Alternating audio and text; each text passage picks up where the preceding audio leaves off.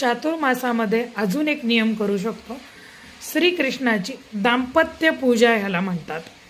श्रीकृष्ण घरामध्ये जो बाळकृष्ण असतो ती बाळकृष्णाची मूर्ती दररोज तुळशीमध्ये नेऊन ठेवायची.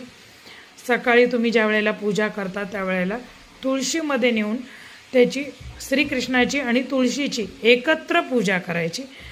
ही दाम्पत्य पूजन म्हणतात त्याला.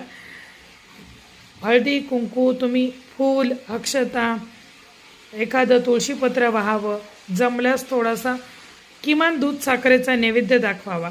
अशा पद्धतीने पूजन करावे. कृष्णाची जमल्यास आरती करावी, नसेल येत तर विठ्ठलाची आरती केली तरी चालेल. अशा पद्धतीने पूजन करावे. आणि ज्या वेळेला उद्यापन असेल, चातुर्मास संपतो त्यावेळेला एखाद्या दाम्पत्याला जेवायला बोलवावे. वस्त्र वगैरे देऊन, पोशाख वगैरे करून